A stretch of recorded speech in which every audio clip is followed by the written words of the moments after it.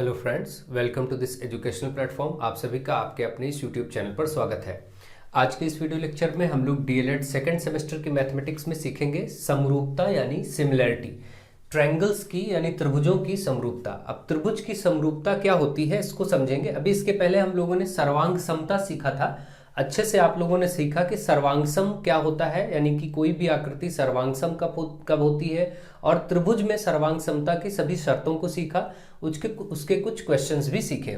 तो आज हम देखेंगे समरूपता। आप लोग वीडियोस को ज़्यादा से ज़्यादा शेयर करिए, ज़्यादा से ज़्यादा सेकंड सेमेस्टर के स्टूडेंट्स को जोड़ने का प्रयास करिए, ताकि आपको क्लासेस रेगुलर टाइम से मिलती रहे और अच्छे से अच्छा आपका अध्ययन कार्य जारी रहे। तो देखिए, सबसे पहले हम समझेंगे समरूपता क्या है। जैसे कि हमने सर्वांग समता पढ़ लिया, जिन लोगों ने सर्वांग समता नहीं सीखा है वो पहले उसको देख लें, ताकि अच्छे से और चीजें क्लियर होंगी आपको। अब देखिए, यहां पर बात आती है समरूपता। तो अब समरूपता क्या है? देखिए, समरूपता का मतलब एक रूप होना, यानी रूप का समान होना, एक जैसा दिखना, आकृति जो है वो एक ही हो। जैसे त्रिभुज है, बड़ा और छोटा त्रिभुज हो गया, कोई बात नहीं, लेकिन ये समरूप है, एक जैसे दिख रहे हैं, ठीक है। तो इनको हम, इन आकृतियों को सामान्य भाषा में समरूप आकृति कह सकते हैं कि ये समरूप त्रिभुज है, जिनके रूप समान है, जो दिखने में एक जैसे हैं, ठीक है। ये आपके समरूप है। अब ये होगा कि समरूपता त्रिभुज की ये होती है कि ये आपस में एक अनुपात में ये चीजें बढ़ जाएंगी, ठीक है। कहने का मतलब, जैसे मान लीजिए यहां पर 2 है, ये हो सकता है 3 गुना हो जाए, 6 हो जाए, ठीक है, 2 गुना हो जाए, 4 हो जाए। तो बड़ा छोटा एक अनुपात में हो, उससे कोई फर्क नहीं पड़ता। लेकिन यदि आकृतियां एक जैसी हैं और उनको समान अनुपात में उनकी भुजाओं आदि में वृद्धि किया जा रहा है, तो ये ऐसी आकृतियां समरूप आकृतियां कहलाती हैं, ठीक है।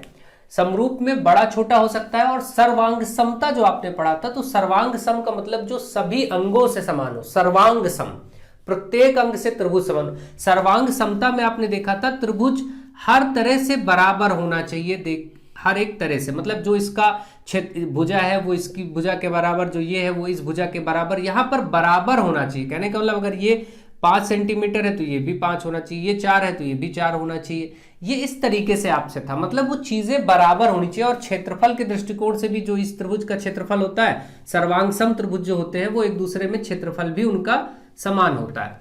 तो ये सब चीजें आपने बेसिक सर्वांग समता में सीखी थी। और यहां पर ये जरूरी नहीं है एक त्रिभुज बड़ा और एक त्रिभुज छोटा भी हो सकता है। ऐसी स्थिति में इनको समरूप कहा जाएगा, मतलब आकृति एक जैसी, लेकिन आकार बदल सकते हैं, आकार छोटे बड़े हो सकते हैं। ऐसे त्रिभुज समरूप त्रिभुज होंगे। इसमें देखिए ABC नाम लिख लेते हैं इस त्रिभुज का, और इसको हम DEF त्रिभुज नाम कर देते हैं।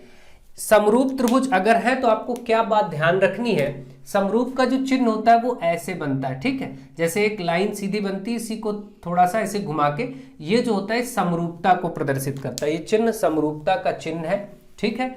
तो आप देख रहे हैं, इसका मतलब त्रिभुज ABC समरूप है त्रिभुज DEF के। ये दोनों एक दूसरे के समरूप त्रिभुज है। ये बात हो गई। अब समरूपता जानने के बाद समरूपता के अनुप्रयोग सीखेंगे कि इनके क्या क्या प्रयोग हम कर सकते हैं और कैसे कैसे प्रश्न बन सकते हैं। इनके प्रयोगों में यह होता है कि अगर दो त्रिभुज समरूप है, पहली बात तो समरूपता की शर्तें क्या है वो लिख लीजिए, क्योंकि अलग से कभी आपसे पूछा जा सकता है दो त्रिभुज को समरूप अगर सिद्ध करना हो। वैसे सिद्ध करने वाले प्रश्न आपने कभी पूछे अभी तक नहीं गए हैं, तो हो सकता है नहीं पूछे जाए, लेकिन समरूपता की शर्तें जरूर आपको पता होनी चाहिए। जैसे आपने सर्वांग समता की 5 शर्तें सीखी थी, वैसे ही समरूपता की शर्त क्या होती है? समरूपता की शर्त यह होती है कि दो त्रिभुज आपस में समरूप माने जाएंगे यदि उनके कोण समान हो। तो तीनों कोण समान हो, या तो तीनों कोण ही समान हो। तो क्योंकि 3 कोण लेने की जरूरत नहीं पड़ती है, क्योंकि इसमें एक प्रमेय जो आपका काम कर जाती है, रूल, वो 2 कोणों की समरूपता, एंगल एंगल यानी कि सिमिलरिटी, यानी कि कोण कोण समरूपता। एंगल एंगल कहें, 2 बार एंगल बना दें, या कहें कि कोण कोण समरूपता। 2 कोण, इसका अर्थ ये हुआ कि अगर कोई 2 कोण समान हो, जैसे कोई 2 कोण का मतलब संगत कोण, जैसे यहां का B और यहां का E अगर ये समान है, जैसे मान लीजिए ये 50 डिग्री है और ये भी 50 डिग्री है, तो ये समान हुआ। यहां का ले ले अगर A, तो ये भी D के बराबर होना चाहिए। मान लीजिए यहां पर 40 बन रहा है, तो यहां पर 40 बनना चाहिए, या यहां पर 45 रख लेते हैं, चलिए ये 45 बनना चाहिए, तो यहां 45 बनना चाहिए। इस तरीके से चीजें होनी चाहिए, ठीक है। तो अगर ऐसा है तो दो कोण अगर संगत कोण बराबर हो गए, संगत का मतलब बी का लोकेशन जो है यहाँ पर ई का लोकेशन वही है, जैसा बी दिख रहा है वैसे उसी जगह पर ई है, इसमें ए ऊपर है, यहाँ भी ए देखिए ऊपर है, हर शीर्ष से शीर्ष भी मैच करना चाहिए। तो इस प्रकार से आप देख रहे हैं कि दो कोण समरूपता कही जाती है। दो कोण अगर दो त्रिभुजों को मिला करके संगत कोण बराबर है तो वो दोनों के दोनों त्रिभुज आपस में समरूप कहे जाएंगे। अगली शर्त जो है, आप एक बात और याद रखिए, देखिए जो सर्वांग सम त्रिभुज होते हैं, प्रत्येक सर्वांग सम त्रिभुज समरूप भी होता है, एक जैसा भी दिखता है। सर्वांग सम त्रिभुज का चिन्ह ऐसा था, देखिए सर्वांग सम में ऊपर जो ये लाइन है ये समरूपता की ही लाइन है, यानी जितने सर्वांग सम त्रिभुज होते हैं वो समरूप होते ही होते हैं। सर्वांग सम का मतलब जब वो समान है, हर तरह से बराबर है, तो वो समरूप भी है। लेकिन प्रत्येक समरूप त्रिभुज सर्वांग सम नहीं हो सकता। देखिए यहां पर एक बड़ा त्रिभुज है, एक छोटा त्रिभुज है, तो ये समरूप है, आकृति में एक जैसे हैं, देखने में एक जैसे हैं, ठीक। लेकिन क्या ये सर्वांग सम कह सकते हैं? नहीं, क्योंकि सर्वांग सम में उनका एरिया, क्षेत्रफल, हर एक भुजाएं, प्रत्येक भुजा, प्रत्येक संगत कोण बराबर होनी चाहिए, ठीक है। तो इसीलिए सर्वांग सम त्रिभुज तो समरूप होते हैं, मगर समरूप त्रिभुज सर्वांग सम नहीं होते। ये जरूरी नहीं है कि समरूप त्रिभुज सर्वांग सम हो, ठीक है, मगर सर्वांग सम त्रिभुज है तो वो समरूप जरूर होंगे, ठीक। ये बात आप समझ गए होंगे। अब देखिए यहां पर समरूपता की दूसरी शर्त ये आती है कि साइड साइड साइड, आपने देखिए भुजा भुजा भुजा सर्वांग समता में पढ़ा था, तो ये भी नियम समरूपता में लग जाता है। भुजा भुजा और भुजा यानी साइड साइड साइड, ये समरूपता का नियम है, शर्त है। और एक समरूपता की शर्त अगर आपसे पूछी जाए तो आप ये कह सकते हैं साइड एंगल साइड, यानी कि भुजा कोण और फिर भुजा, ये भी शर्त सर्वांग समता की इसमें लग जाती। लेकिन अब सोचिए बाकी और जो थे जिसमें था कोण भुजा कोण, ये क्यों नहीं लगता?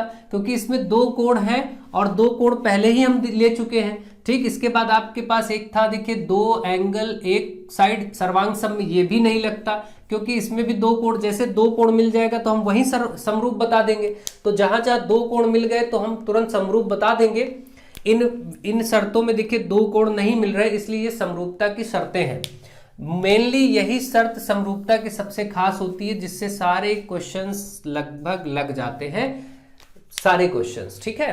तो ये आप अच्छे से समझ सकते हैं, कुछ एक आध क्वेश्चन को छोड़ करके बाकी मैक्सिमम सब इसी शर्त से काम हो जाता है। आपको ये शर्तें लगाना नहीं, सिद्ध करना नहीं है, ज्यादातर सिद्ध विद्ध करने वाले क्वेश्चन आप में नहीं आते, आपको डायरेक्ट इनके अनुप्रयोग, इनके एप्लीकेशन से प्रश्न बनते हैं, ठीक।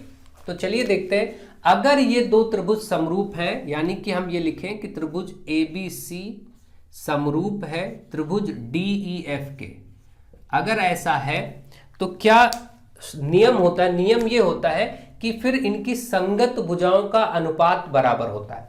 अगर दो त्रिभुज समरूप हों तो उनकी संगत भुजाओं का अनुपात बराबर होता है, और संगत भुजाओं को मैंने डिटेल में सर्वांग समता में समझाया है। संगत का मतलब जैसे इसकी भुजा AB तो इस वाले की DE, इसका ये आधार BC तो इसका भी आधार ही लेंगे EF, इसका इधर लेंगे A से C तो इसका लेंगे D से F, ये संगत भुजाएं हैं, ठीक। तो अगर दो त्रिभुज समरूप हों तो उनका नियम ये होता है कि संगत भुजाओं, क्या नियम होता है देखिए, संगत भुजाओं का अनुपात बराबर होता है, संगत भुजाओं का अनुपात बराबर होता है या समान होता है, बराबर होता है, ठीक। ये आपको समझना है, ठीक है।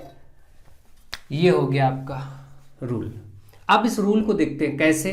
देखिए ये वाली भुजा का संगत भुजा कौन बन रहा है? DE। तो आप पहले अगर इस त्रिभुज का AB रखेंगे तो इस त्रिभुज का आप DE रखेंगे, ठीक। ये देखिए इसका अनुपात हो गया ना, इसकी संगत भुजा और इसकी संगत भुजा का अनुपात, बटे कर दिया तो अनुपात। आप जानते हैं कोई चीज ऐसे 2/3 लिखी तो इसका मतलब 2:3 होता है, तो इसको भी अनुपात कहा जा सकता है, इसीलिए AB/D ऐसे लिखा गया, ठीक है, कोई दिक्कत नहीं। अब आप देखिए इसका बेस लेंगे BC तो इसका भी बेस लेंगे EF। आप एक चीज देख रहे हैं कि पहले मैं इस त्रिभुज की भुजा ले रहा हूं ऊपर, तो हर जगह अब ऊपर इसी त्रिभुज की भुजाएं रखेंगे, नीचे इस वाले त्रिभुज की ली जाएंगी। देखिए जैसे हमने BC ऊपर पहले लिया तो इसके नीचे EF लिया। अब मैं इसका तीसरा A से C रखूंगा, देखिए ऊपर, तो यहां से D से F ले लिया जाएगा, DF साइड। ये बराबर होंगे हमेशा। ये इस नियम से आपको कई प्रश्न करने को मिलेंगे और आप उन प्रश्नों को अच्छे से कर पाएंगे। ठीक है, जैसा कि ये प्रश्न आपके सामने क्वेश्चन नंबर 1 ही आपको दिख रहा है। चलिए इसको हम कर लेते हैं इसके मदद से और फिर आगे बढ़ेंगे। और एक चीज और देख लीजिए, कभी अगर इस तरीके से त्रिभुज समरूपता लिखी मिल जाए तो आप यहाँ देख देख करके कर रहे हैं, और यदि प्रश्न में ये बताया जाए कि ये त्रिभुज समरूप है, जैसे देखिए यहां बताया गया त्रिभुज ABC और DEF समरूप है, तो आप ABC DEF ऐसे लिखेंगे। DEF नाम कुछ भी हो सकता है, PQR XYZ कुछ भी हो। अगर बोला गया कि ये त्रिभुज इस त्रिभुज के समरूप है तो आप इस नियम को कैसे लिख पाएंगे? फिर से देखिए, आपको चित्र ना भी हो तो कोई दिक्कत नहीं, ऐसे कर पाएंगे। देखिए इसका A से B 2 लेटर ले लिया, तो इसका भी वहीं के 2 लेटर स्टार्टिंग के DE ले लीजिए, बराबर। इसका देखिए B से C ले लेते तो इसका E से F लिख देंगे। देखिए इसका BC तो इसका E से F, और फिर बराबर अगर इसका पहला और आखिरी लिखेंगे तो इसका भी पहला और आखिरी ले लेंगे। देखिए तो इसका पहला आखिरी AC है और इसका पहला आखिरी DF है। देखिए इस तरीके से भी वही नियम आपके सामने आ जाएगा। ठीक, बस बात यह कि अगर प्रश्न में उसने ABC और DEF लिखा है तो आप वही लिखे, ऐसा नहीं कि आप EDF लिख दे या FED लिख दे, ऐसा मत करिए। जैसा प्रश्न में नाम लिखा है उसमें से हम इस नियम को सीधे निकाल सकते हैं, चित्र हमारे सामने हो या ना हो। ठीक है, इस तरीके से आप ध्यान रखिए। तो आई थिंक आप इस बात को समझ गए होंगे, और इन नियमों की सहायता से चलिए प्रश्न करेंगे तो अभी हमें अच्छे से चीजें क्लियर हो जाएंगी और हम लोग उनको समझ पाएंगे। ठीक है, तो मुझे आशा है कि आप समरूपता के नियम को अच्छे से समझ गए हैं। अब मैं आपसे जरा एक बार ये भी पूछता हूं कि मान लेते हैं, देखिए एक त्रिभुज ऐसा है जिसका नाम हम PQR चलिए बता देते हैं, और एक त्रिभुज छोटा लिख लेते हैं जिसका नाम हम XYZ कर देते हैं, और आपको हम ये बोल दें कि ये समरूप है। तो जरा इनकी शर्तें का मतलब इनका जरा वो नियम लिख के बताइए क्या होगा। तो देखिए कैसे लिखेंगे, ये P से Q लिखेंगे, PQ, तो अपॉन में इधर से XY है ना, बराबर होगा इसका बेस मान लीजिए QR, तो इसका भी बेस यानी YZ बराबर होगा ये वाला, देखिए P से R ऊपर, और इसका भी फिर हम लिखेंगे XZ। ठीक, ये देखिए आप ऐसे लिख देंगे। तो इस तरीके से पहले तो आपको ये नियम लिखना आना चाहिए, तभी तो आप इसमें मान रख के सवाल लगा पाएंगे। अब चलिए ये नियम आपको समझ में आ गया होगा आई थिंक। अब हम लोग पहला क्वेश्चन कर लेते हैं। पहला क्वेश्चन आपके सामने बोला गया, निम्न चित्र में त्रिभुज ABC और त्रिभुज DEF समरूप है। कौन कौन? त्रिभुज ABC समरूप है त्रिभुज DEF के, ये प्रश्न ने बोल दिया। तो या तो हम इस आकृति को देखें AB बटे DE, BC बटे EF, AC बटे DF, या हम सीधे इसके अकॉर्डिंग रूल लिख सकते हैं कि भाई इसका AB और इसके DE बटे में ले लेंगे, बराबर इसका BC देखिए तो इसका EF लिख देंगे, कोई दिक्कत नहीं। इसका फर्स्ट और लास्ट यानी AC, तो इसका भी फर्स्ट और लास्ट यानी DF। ये तो हमारे पास नियम अपने आप बन के आ गया। अब हमें मान रखना है ऐसे कि हमको जो पूछा गया वो हम बता सके। हमें पूछा गया भुजा EF की माप बताए। EF कहाँ है? देखिए ये वाला, इसको आप X मान लीजिए, यही आपको बताना है ना EF दोनों त्रिभुज में, और इनको समरूप बता ही दिया गया। अब हम क्या करेंगे, इसमें देखिए EF यहाँ है, AB देखिए इसमें 3 चीजें हैं। आप इस 2 को भी बराबर ले सकते हैं सॉल्व करने के लिए, या आप इन दोनों को भी बराबर ले सकते हैं, आपकी मर्जी, आपको सॉल्व करना जैसे हम चाहें। तो हम ऐसा कर सकते हैं कि भाई AB बटा DE ये बराबर है BC बटा EF के, क्योंकि तीनों बराबर हैं तो हम 2 को ही बराबर में लेकर के सॉल्व करेंगे। एक बार में 2 को ही लेके तो आप सॉल्व करेंगे, चाहे ये 2 लें चाहे ये 2 लें, या पहला और आखिरी बराबर लें, आपकी मर्जी, जैसा आपको दिया हो, क्योंकि तीनों जब बराबर ही हैं तो हम किसी को बराबर रख सकते हैं। अब देखिए इससे क्या काम होने वाला है, AB 4.2, AB की जगह 4.2, DE आपके पास देखिए है क्या, हाँ DE भी है 2.1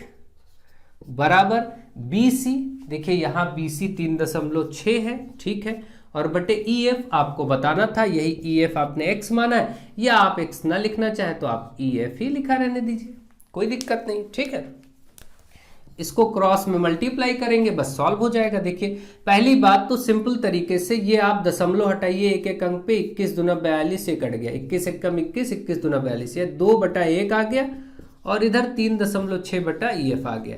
अब क्रॉस कर दीजिए, ई एफ, ये 2 गुणे ई एफ हो जाएगा इधर आकर के, और बराबर 3.6 का 1 से गुणा होगा तो वो 3.6 ही रहेगा। ये 2 उधर जाके बटे में हो जाएगा, तो आप देखेंगे 3.6 बटे 2 कटेगा तो 18 दूना 36 होता है, मतलब 1.8 आएगा भाई। 2 1 कम 2, 1 बचा 16, 2 ठे 16। आपने देखा कि ई एफ का जो मान आया वो 1.8 सेंटीमीटर आ गया, और आपको कोई प्रॉब्लम नहीं हुई इस पे। ठीक है, आई थिंक आपको ये प्रश्न समझ में आ गया होगा।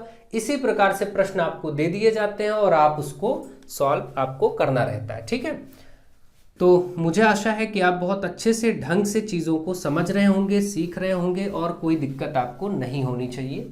आई थिंक आप इसको बहुत ही बेहतर तरीके से समझ सकते हैं। जैसे मैं एक दो प्रश्न आपके लिए ऐसे बनाता हूँ। देखिए, मान लीजिए ऐसे 2 त्रिभुज बन गए और ये समरूप है, एक दूसरे के अंदर है। बाहर वाले त्रिभुज का नाम हमने ए बी सी कर दिया, इस अंदर वाले त्रिभुज का नाम हमने वही डी ई एफ कर दिया। अब आपको क्या किया, हमने ए बी दे दिया, मान लीजिए ए बी हमने 6 दे दिया। ठीक है, और यहाँ से आपको चलिए 6, इसको हम 6 दे देते हैं, डी ई और इसको 9 कर देते हैं। ठीक, ए बी को ये आपको हमने दे दिया, इसके आधार को हमने 8 दे दिया, और ये वाला हमने पूछा कि इसका आधार x है, अब जरा बताइए। ठीक, और ये बता दिया कि 2 त्रिभुज समरूप है, ए बी सी और डी ई एफ समरूप है। अब देखिए, ये प्रश्न आपको बना के मैंने दिया, इसको आप बना लीजिए। यदि त्रिभुज ए बी सी और डी ई एफ समरूप है तथा ए बी बराबर 9 सेंटीमीटर, डी ई बराबर 6 सेंटीमीटर, ई एफ बराबर 8 सेंटीमीटर, तो बी सी बताइए, बी सी का मान बताइए। अब चलिए देखते हैं। अब हमें क्योंकि मालूम है नाम यही है ए बी सी और डी ई एफ, तो नियम भी यही बनेगा, बिल्कुल इतना ऐसे आप लिख लेंगे। अब देखिए, हमें मान में क्या लेना चाहिए, आप सोचिए। यहाँ पर हम इसके मान में काम करेंगे।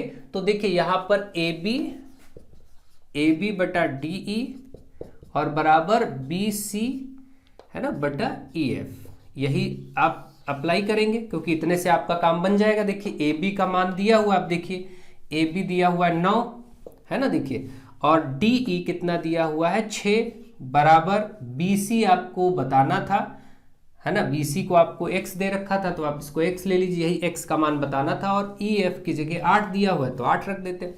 अब क्रॉस में मल्टीप्लाई होगा, 9 का गुणा 8 से हो जाएगा भाई, क्रॉस मल्टीप्लाई 9 का गुणा 8 से, और 6 इधर x से, x निकालना, 9 8 72, 72 के नीचे ये 6 आ जाएगा बटे में, 6 और 12, 12 छंग 72, इसका मतलब x बराबर 12 आ गया। ठीक है, ऐसे भी प्रश्न आपके सामने आ सकते हैं, इसी में दशमलव में मान हो सकते हैं, कुछ भी हो सकता है, आप आराम से निकाल लेंगे कि x बराबर 12 सेंटीमीटर हो गया। ठीक है, तो इस रूप से आप सॉल्व करेंगे इस तरीके से, तो आपको समरूपता के प्रश्न अच्छे से समझ में आ जाएंगे और आप उनको सॉल्व भी कर सकेंगे। आई थिंक आपको समरूपता का ये नियम और इसका अनुप्रयोग समझ में आ गया होगा। अब आगे बढ़ते हैं, यहाँ से हम इसको हटाते हैं, और ये वाला प्रश्न आपका लग चुका, तो जगह थोड़ा सा बना लेते हैं ताकि अगर ज़रूरत पड़े तो आप उस जगह का प्रयोग कर सकें। ठीक है, चलिए, आप लोग वीडियोस को ज़्यादा से ज़्यादा शेयर करिए, ज़्यादा से ज़्यादा लोगों तक पहुंचाइए, क्योंकि वीडियोस जितना आप शेयर करेंगे उतना अच्छे से आपको स्टडी मटेरियल रेगुलरिटी से मिलेगा, क्योंकि लोग जुड़ेंगे तो कार्य भी अच्छा होगा। ठीक है, अब देखिए, इस प्रश्न को भी कर ही लेते हैं, क्योंकि ये भी प्रश्न बिल्कुल ऐसा ही है। त्रिभुज ए बी सी में ए बी दिया हुआ है, बी सी दिया हुआ है, सी ए दिया हुआ है, और बोल दिया गया कि त्रिभुज ए बी सी के समरूप डी ई एफ है। एक कोई त्रिभुज है जो समरूप है, इसमें ए बी की संगत भुजा डी ई की माप, ए बी की संगत भुजा डी ई यानी डी ई की माप भी दी है 15 सेंटीमीटर। देखिए, ओके, तो भुजाओं ई एफ तथा डी एफ की लंबाइयां ज्ञात कीजिए। तो कोई बात नहीं, 2 त्रिभुज है, हमें देखिए फिगर नहीं दिया है, हम क्या करेंगे, त्रिभुज ए बी सी बोला गया समरूप है किस त्रिभुज के, डी ई एफ के, यही बोला गया ना, त्रिभुज डी ई एफ। देखिए स्पष्ट रूप से, तो नियम तो अब हम सीधा बना लेंगे ना। देखिए, यहां से ए बी लिखेंगे तो बटे में इसका डी ई लिखेंगे, स्टार्टिंग के 2 लेटर, बराबर लास्ट के 2 बी सी लेंगे इसका, तो इसके लास्ट के 2 लेंगे यानी कि ई एफ, और बराबर पहला और तीसरा इसका लेंगे, फर्स्ट और लास्ट ए सी, तो इसका भी डी और एफ ले लेंगे। ये तो आपको बहुत आराम से बनाना आप समझ में आ गया होगा कि संगत भुजाओं का अनुपात कैसे आप बनाते हैं, नियम बन चुका है। अब देखिए, हमें जो कुछ भी दिया है हम मान रखना स्टार्ट करेंगे। जैसे पहले हम ये दो ले लेंगे, ए बी बटा डी ई बराबर बी सी बटा ई एफ, ये दो हमने समझ लीजिए ले लिया। अब इनकी मदद से कैलकुलेट करते हैं। देखिए ए बी 10 है तो ए बी की जगह 10 रखेंगे, डी ई देखिए यहाँ पर बोला गया कि ए बी की संगत भुजा डी ई की माप 15 है, तो डी ई की जगह 15 है तो 15 रख दीजिए बराबर बी सी कितना है, देखिए बी सी 8 है, ये देखिए बी सी 8 दिया गया है, 8 रख दीजिए। ई एफ कितना है, ई और एफ आपको बताना था, देखिए ई एफ 1 बताना था, तो यहां से पहले तो ई एफ निकाल लेते हैं। अब आप चाहे तो इसको कट करके छोटा करें या क्रॉस मल्टीप्लाई करके बाद में कर लें, कोई दिक्कत नहीं। देखिए 5 से 5 थे 15, 5 दूनी 10। अब ये देखिए 2 से ई एफ गुणा हो जाएगा, क्रॉस में जब मल्टीप्लाई होगा तो 2 गुणे ई एफ हो जाएगा, और ये 3 और 8 का गुणा हो जाएगा। अब आप देखिए ई एफ बराबर 3 और 24, 24 के नीचे बटे 2 कट के आ जाएगा 12, ई एफ बराबर 12 सेंटीमीटर आ गया। एक पार्ट तो लग गया, लेकिन अब एक पार्ट था नहीं, और एक पार्ट था, हमें डी एफ भी बताना है। डी एफ किस में है, देखिए यहाँ वाले में, और इसके लिए हमारे पास ए सी होना चाहिए। क्या ए सी है, देखिए यस, ये देखिए ए सी बोले या सी ए बोले, यहाँ दिया है 6, ठीक है, तो अब कोई दिक्कत नहीं। अब की बार हम क्या करते हैं, इन दोनों को ले लेते हैं, कोई प्रॉब्लम नहीं।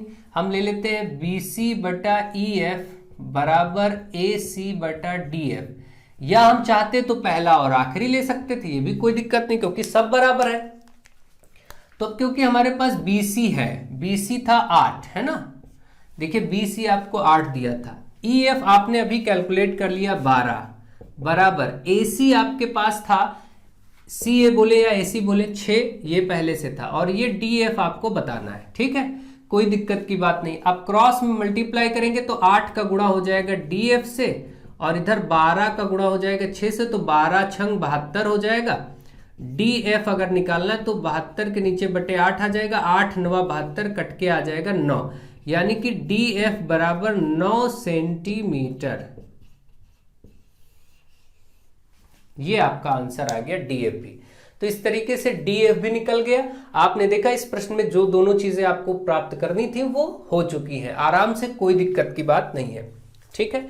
तो आप ढंग से इसको समझिए, ज्यादा से ज्यादा शेयर करिए, लोगों तक पहुंचाइए, और अच्छे से आप अध्ययन कार्य करते रहिए। ये वाला प्रश्न भी आपका लग गया, मैं इसको भी हटा दे रहा हूं ताकि कोई दिक्कत ना हो और आपको स्पेस अच्छा मिल जाए और आप काम कर सकें। देखिए अब चलिए, अब हम आगे बढ़ते हैं, ठीक है। तो अब आप देखेंगे आगे के नियमों को सीखते हैं और फिर इस क्वेश्चन को भी लगाएंगे। अब देखिए समरूप त्रिभुजों में और क्या क्या नियम होते हैं। मान लीजिए कि एक समरूप त्रिभुज ये है और एक समरूप त्रिभुज ये है, इसमें कोई मध्यिका बनाई जाए। आप जानते हैं मध्यिका क्या होती है, आपको बहुत अच्छे से मालूम है।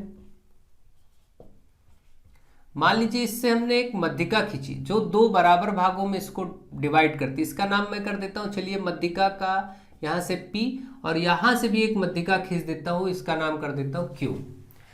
अब मध्यिका आप जानते हैं कि मध्यिका एक सिर से जिस भुजा पर खींची जाती है उस भुजा को 2 बराबर भागों में विभाजित कर देती है, ठीक है। तो इधर भी ये दोनों भाग बराबर होंगे।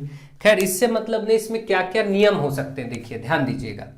तो इसमें नियम ये होता है कि संगत भुजाओं के साथ साथ, संगत भुजाएं तो अगर ये समरूप त्रिभुज थे, अगर ये त्रिभुज समरूप थे तो संगत भुजाएं तो बराबर होंगी। ये हमने सीखा कि भाई इसका ए बी तो इसका डी ई बराबर इसका बी सी आधार वाला, पहले वो लिख लेते, तो इसका ई से एफ, ये आपने सीखा, बराबर इसका ए से सी तो इसका डी से एफ, ये तो होगा ही। साथ में अब मध्यिका भी बराबर होता, मध्यिका का अनुपात भी, इसका मध्यिका ए पी और इसकी मध्यिका डी क्यू, ये भी बराबर होगा। और इवन मध्यिका ही नहीं, अगर इस त्रिभुज में ये मध्यिका थी, मान लीजिए मध्यिका ना करके अगर ये नाम बोलता, ठीक है, अगर यहां से कोई नाम ऐसा आता, चलिए ये तो मध्यिका के लिए हमने कर दिया। अब अगर ये होता कि इसमें इस त्रिभुज की ऊंचाई दी है, ऊंचाई, इसकी ऊंचाई h1 और इसकी h2, मान लीजिए ये ऊंचाई है h1 और h2, तो मध्यिका ना बोलता, ऊंचाई बोलता, तो भी हम क्या करते, वो भी बराबर होता। तो हम ये बोलते कि इन त्रिभुजों की ऊंचाइयां भी बराबर ली जा सकती, इन संगत भुजाओं में के बराबर, ठीक है। यानी कि अब आप ध्यान से समझिए, पहले त्रिभुज की संगत भुजा और अनुपात इस तरीके से आप समझेंगे ज्यादा अच्छा। दूसरे त्रिभुज की संगत भुजा, अब उसमें जो भी आपको जरूरत हो वो संगत भुजा ले सकते हैं। ये तीन आपके पास हैं, ये तीनों भुजाओं के लिए। अब इसमें जो जरूरत लगे वो लिख सकते थे, इसलिए हमने लैंग्वेज में लिख दिया। बराबर होगा, अगर मध्यिका हो तो पहले त्रिभुज की मध्यिका बटे दूसरे त्रिभुज की मध्यिका, लेकिन शर्त क्या है कि वो त्रिभुज समरूप होने चाहिए, है ना, सिमिलर। और फिर आप चाहें तो यहीं पर अगर पहले त्रिभुज की ऊंचाई पता हो तो आप कर सकते हैं पहले त्रिभुज की ऊंचाई और बटे दूसरे त्रिभुज की ऊंचाई। अगर ऊंचाइयां दी हो तो ऐसे लिखा जा सकता है, और यही बराबर हो सकता है पहले त्रिभुज का परिमाप। चलिए इसको हम अलग से लिख देते हैं, ये दूसरा आप समझ लीजिए, एक और अलग से लिख देते हैं, ज्यादा अच्छा, एक साथ ज्यादा चीजें आ जाएंगी। तो अब क्या होगा, मान लीजिए कि एक त्रिभुज की संगत भुजा, एक त्रिभुज की या पहले त्रिभुज की संगत भुजा अगर आपको दी गई हो, और बटे दूसरे त्रिभुज की संगत भुजा आपको पता हो, दूसरे त्रिभुज की संगत भुजा पता हो। देखिए संगत भुजाओं का मैंने कॉन्सेप्ट अच्छे से समझा दिया है। अगला बराबर, तो क्या बराबर होता है, पहले त्रिभुज का परिमाप, अगर परिमाप हो तो पहले त्रिभुज का परिमाप बटे दूसरे त्रिभुज का परिमाप पेरीमीटर में, ये भी बराबर होता है, इसको भी ध्यान रखें। अब आप देखिए यहां से आप समझिए, इससे ये देखिए संगत भुजाओं का अनुपात दोनों त्रिभुजों के परिमाप के बराबर, और संगत भुजाओं का अनुपात मध्यिकाओं के अनुपात के भी बराबर, संगत भुजाओं का अनुपात ऊंचाइयों के अनुपात के भी बराबर। इसका मतलब ये सभी बराबर ही हैं, इनमें से कुछ भी दिया हो आप उनको बराबर रख करके अनुपात रूप में बराबर रखिएगा। बटे में देखिए अनुपात रूप में बराबर रख के सॉल्व कर सकते हैं, कोई दिक्कत नहीं। अब ये वाला प्रश्न भी हम इसको करेंगे तो हमें चीजें समझ में आ जाएंगी। देखिए यहां पर बोला गया दो समरूप त्रिभुज के परिमाप दिए हैं 30 और 20 सेंटीमीटर। यदि पहले त्रिभुज की ऊंचाई 12 तो दूसरे त्रिभुज की ऊंचाई ज्ञात कीजिए। ये बिल्कुल इसी से लग जाएगा ना, कोई दिक्कत नहीं। मैं इसको हटा रहा हूं, आप लोग इन सूत्रों को नोट कर लीजिए। फिर ये तीसरा प्रश्न भी कर देते हैं अच्छे से। देखिए अब इसमें कोई दिक्कत की बात नहीं है, दो त्रिभुज हैं, दोनों त्रिभुजों के परिमाप दिए गए। तो आपको मैंने अभी बताया कि आप सूत्र लिख सकते हैं, पहले त्रिभुज का परिमाप बटे दूसरे त्रिभुज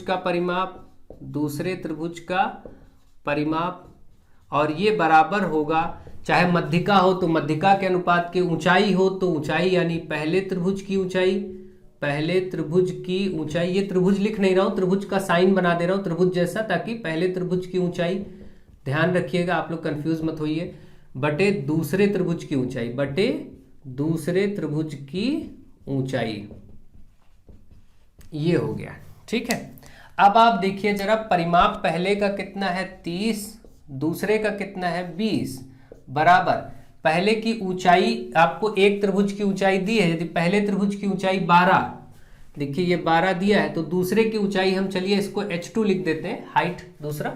आप सॉल्व कर दीजिए आराम से।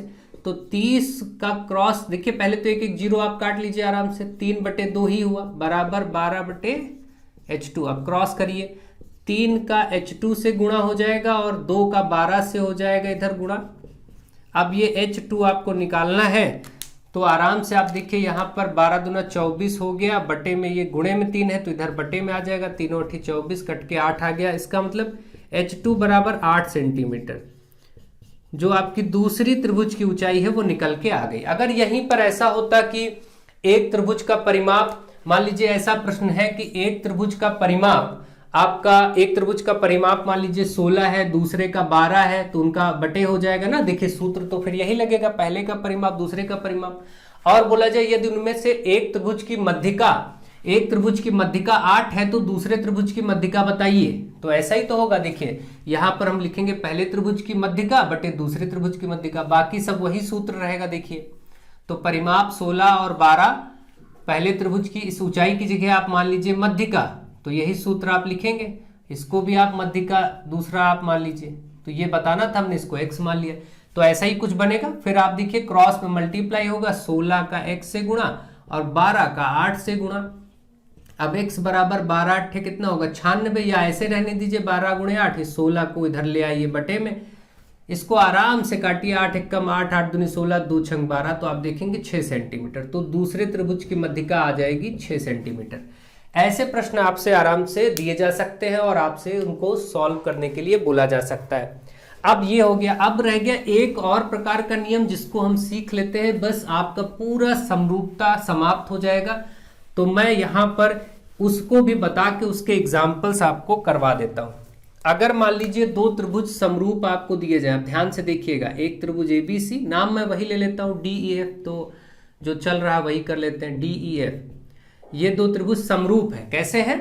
समरूप है। तो इसमें एक नियम ये होता है कि पहले त्रिभुज यानी त्रिभुज ABC का क्षेत्रफल, अगर क्षेत्रफल की बात करें, क्षेत्रफल चलिए लिख देते हैं पहली बार, बटे दूसरे त्रिभुज यानी त्रिभुज DEF, यहां पर मैंने लिया है नाम, तो DEF का क्षेत्रफल, अगर इनके क्षेत्रफलों का अनुपात कभी दिया जाए तो क्या सूत्र लगाते हैं? तो देखिए सूत्र लिया जाता है, इनकी संगत भुजाएं जो होती है ना, AB, जैसे इसका AB और इसका फिर DE है ना, तो ये आप इनका वर्ग लेंगे ऐसे, ठीक, बराबर। अब चाहे जितना हो, मान लीजिए इतना ही लेकर के सॉल्व कर दिया। कोई दूसरी भुजा मान लीजिए इसका BC दिया है, तो हम यहाँ BC लिखेंगे, तो इसका EF लेंगे। आप जानते हैं संगत भुजाएं क्या होती है, इसका भी वर्ग लेना पड़ेगा। तीसरा, अगर आप ये वाला मान लीजिए प्रश्न में दिया है, तो आप इसको रख दीजिएगा AC बटे और ये वाला DF और इसका वर्ग। इसका मतलब इनमें से कोई भी, अब ये सारे एक साथ लिखा होने का मतलब आप इसके साथ इसको लिख सकते हैं, या इसके साथ इसको लिख सकते हैं, या इसके साथ इसको लिख सकते हैं, आराम से सॉल्व कर सकते हैं। अब देखिए मैं प्रश्न लेता हूं, मान लेते हैं कि दो त्रिभुज हैं ABC और DEF, वो समरूप है। प्रश्न सुनिए ध्यान से, दो त्रिभुज ABC और DEF समरूप है, ठीक है, जिनके क्षेत्रफल 36 और 49 है, या 49 और 36 है। मान लीजिए इसका क्षेत्रफल आपको 49 सेंटीमीटर स्क्वायर दिया है और इसका क्षेत्रफल आपको 36 सेंटीमीटर दिया है,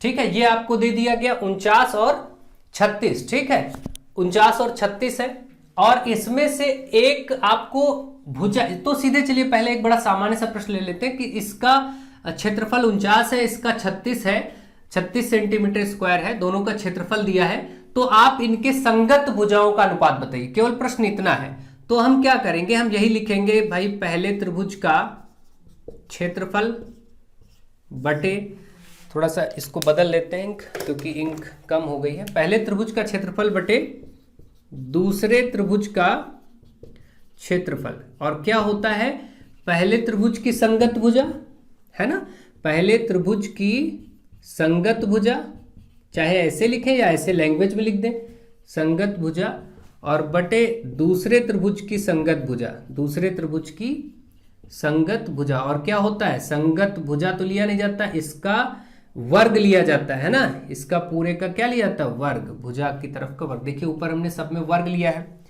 अब इसमें हमें मान लीजिए ये प्रश्न में क्षेत्रफल दिया था, पहले का 49, दूसरे का 36, और इधर अब आप देखिए पहले त्रिभुज की संगत भुजा और दूसरे त्रिभुज की संगत भुजा कुछ मान लीजिए, ताकि बार बार इतना लिखना ना पड़े, तो हम इसको चलिए x और इसको y मान लेते हैं, तो आसान हो जाएगा। तो हम यह लिखेंगे x बटे वाई का होल स्क्वायर, है ना, ये आसान हो गया, पहले की भुजा हमने x मान लिया, ये y कर लिया। अब ये वर्ग है तो इधर वर्गमूल हो जाएगा। अब देखिए आगे देखिए यहाँ पर 49 बटे जो 36 है, ये वर्ग इस पे क्या हो जाएगा, वर्गमूल, तो हम इसे वर्गमूल कर देते हैं, और इधर x बटे वाई। अब आगे जब फिर सॉल्व आप करेंगे तो 49 का वर्गमूल 7 और 36 का 6, x बटा वाई, यही आपका अनुपात, इसका मतलब आपको मिल गया x अनुपात y 7:6, कटेगा तो ये है नहीं अब, और ये आंसर हो गया। तो इस टाइप के प्रश्न भी पूछे जा सकते हैं, ठीक है। कभी ऐसा प्रश्न आ जाए कि भाई, चलिए इसको हटा रहे हैं, कभी ऐसा प्रश्न आ जाए कि यदि दो त्रिभुज समरूप है, दो त्रिभुज समरूप है जिनकी संगत भुजा का अनुपात 3:5 है, कितना है, 3:5, संगत भुजा का अनुपात दिया हो, तो उनके क्षेत्रफल का अनुपात निकालिए। तो अब देखिए क्षेत्रफल का अनुपात, यानी इस पहले त्रिभुज का क्षेत्रफल को हम एरिया A1 और दूसरे त्रिभुज का क्षेत्रफल हम एरिया A2 ऐसे लिख दें, कोई दिक्कत नहीं। और मान लीजिए संगत भुजाओं का अनुपात 3 और 5 दिया ही है तो 3/5 लिखेंगे, और क्योंकि भुजाओं की तरफ वर्ग लगा होता है तो वर्ग लगा देंगे। अब देखिए इसी को आगे देखिए कि a1/a2 कैसे सॉल्व होगा। 3 का वर्ग हो जाएगा 9 और 5 का हो जाएगा 25, तो आप देखेंगे फाइनली 9:25 उनके क्षेत्रफलों का अनुपात हो जाएगा। ऐसे प्रश्न आपसे बन सकते हैं। तो इन सूत्रों पर आधारित प्रश्न आपसे बनेंगे और आपको प्रश्न करना आना चाहिए। मुझे आशा है कि आप ढंग से विधिवत तरीके से समरूपता को सीख गए होंगे और इनके अनुप्रयोगों को सीख गए होंगे। तो आपको अगर वीडियोस पसंद आ रही हैं तो ज्यादा से ज्यादा लोगों तक पहुंचाइए, लोगों को जोड़िए, ताकि हम बेहतर तरीके से इन चीजों को सीख सके और इनका अध्ययन कर सके। कभी कभी ऐसा हो सकता है, देखिए, क्योंकि संगत भुजाओं के अनुपात किसके बराबर होते हैं? परिमाप के भी बराबर होते हैं।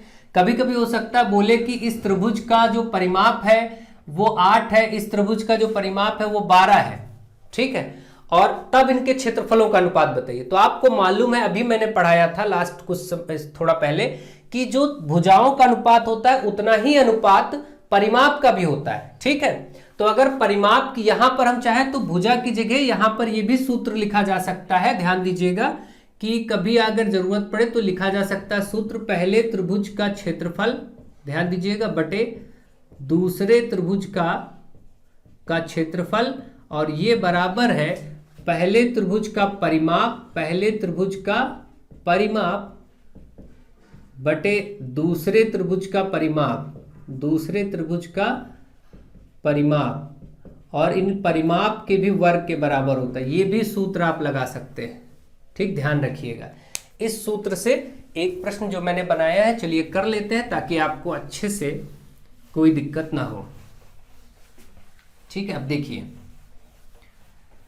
मान लीजिए ये परिमाप आपको 12 दिया है। परिमाप का मतलब क्या होता है कि तीनों भुजाओं का योगफल, जैसे AB, BC और CA को मिला करके 12 है, यही पेरीमीटर होता है परिमाप जिसको कहते हैं, है ना।